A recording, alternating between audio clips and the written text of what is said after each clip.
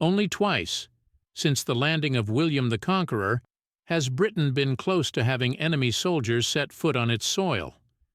We will try to compare the chances of conquest of the British Isles by two planners of such invasions, Hitler and Napoleon.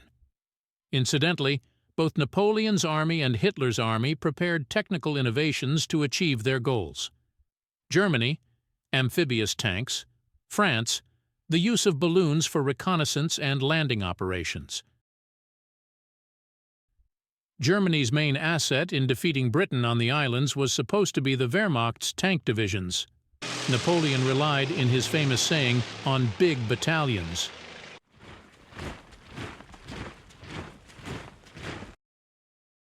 In Napoleonic France and Belgium with the Netherlands, which had effectively been provinces of France since 1800, from where Napoleon fiercely drew men and horses, the population was 49 million people. Britain then had no more than 16 million people. In 1940, the population of the Third Reich was 109 million. Britain had 44 million people, and one could count the populations of the USA and Canada, countries that would inevitably enter the war immediately after a German invasion of Britain. The ratio was 2-to-1 in favor of Britain. Here, Napoleon was in a better position than Hitler.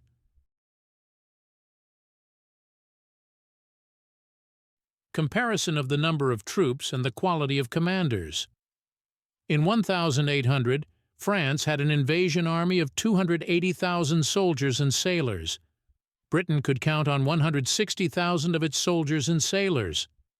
During World War II, Germany planned to involve 850,000 military personnel in the landing operation. Britain could oppose them with an army of over 1 million.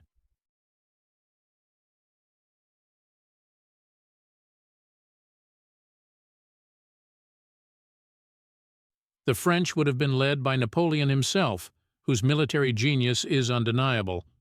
The German army would have been commanded by Gerd von Rundstedt. In this round, Napoleon had better chances than Hitler, Navy and Air Force. During Napoleon's time, the main class of warship was the ship of the line. France would have had 61 French, Spanish, and Dutch ships of the line at the beginning of the invasion. The English flag flew over 54 ships of the line. Despite the approximate parity, many predicted that the British fleet would be able to block Napoleon's army on the islands. Germany had the possibility of deploying 39 major class ships, such as battleships, cruisers, and destroyers. The British had an overwhelming advantage here, with 190 ships of similar classes that would engage in the battle for the homeland. However, the Luftwaffe was expected to have a slight advantage over the Royal Air Force, giving a small hope for success to both invaders. Nonetheless, Napoleon's chances were more favorable. Possibility of guerrilla warfare and subsequent resistance. If Napoleon had landed and managed to capture the capital, London, after a major battle, there would have been a high likelihood of a fierce guerrilla war breaking out in the country. The centuries-old enmity between the nations, the high fighting spirit of the British, and the difficulties in French communication with their homeland across the Channel would have played a role. In 1940, it would have been more challenging to deploy resistance.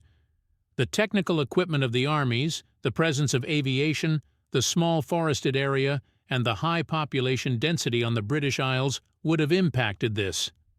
Here, the advantage goes to Hitler.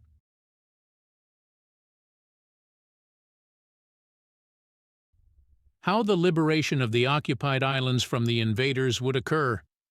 In the 20th century, the operation to liberate Britain would likely have looked like a major landing operation, similar to the Normandy invasion. This would involve colonial forces of Britain, the countries of the British Commonwealth, and the USA. In the 19th century, Napoleon's army would have been defeated by a combination of the British fleet's blockade of the island and the growing fierceness of the guerrilla war. In both cases, this would have turned into a severe ordeal for the British, but the Nazis' plans were maximally inhumane. One fact: all men aged 17 to 45 were to be sent to filtration and concentration camps.